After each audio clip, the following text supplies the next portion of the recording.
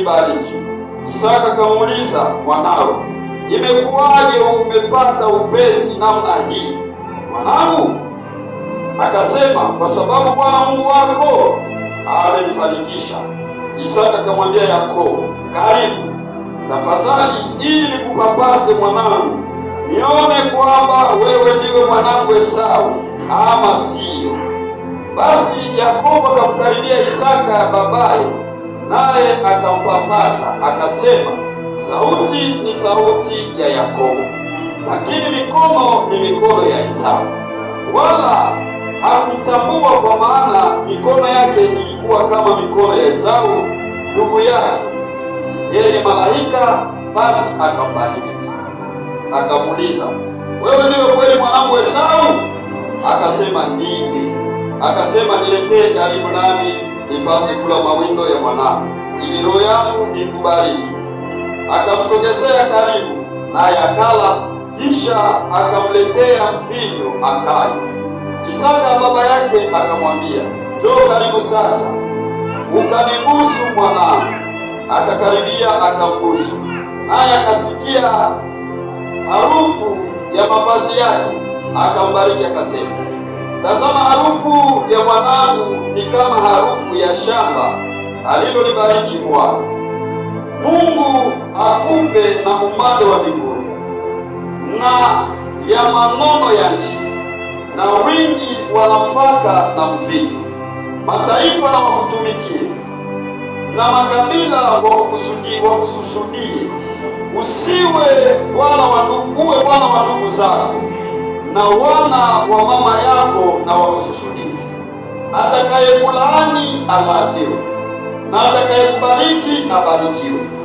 Ikawa Isaka alipokwisha kubariki Yakobo, na alipokuwa Yakobo ndiyo kwanza ametoka mbele ya Isaka baba yake, mara Esau ndugu yake akaja kutoka katika kuwinda kwake, naye pia amefanya chakula kitamu. Akamletea babaye, akamwambia baba yake, babangu na aondoke ale mawindo ya mwanawe, ili roho yako inibariki. Isaka baba yake akamuuliza, una ni wewe?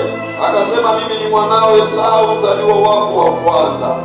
Isaka akatetemeka tetemeko kuu sana, akasema, nani basi yule aliyetoa mawindo akaniletea? Nami nimekwisha kula kabla hujaja wewe, nikambariki, naye atabarikiwa. Esau aliposikia maneno ya baba yake, akalia kilio kikubwa cha uchungu sana.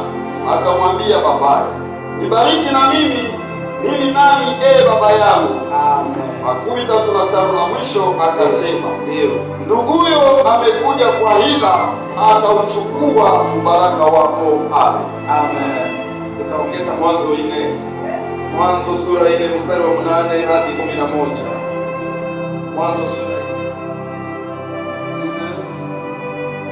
4 hadi 11.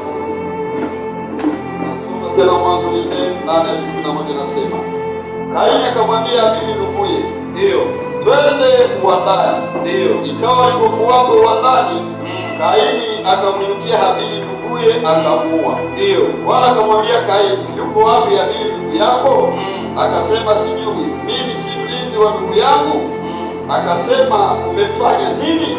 Sauti ya ndugu yako inanililia kutoka katika ardhi.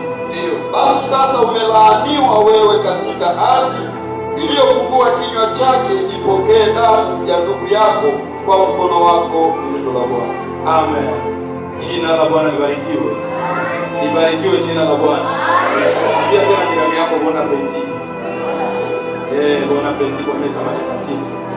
Amina kubwa. Hata tuongee kwa dakika chache juu ya neno ambalo nasema juu ya vifungo. Leo nasema juu ya nini? Vifungo. Vifungo mu Kifaransa labda tutaita lelien. Lelien ni makamba.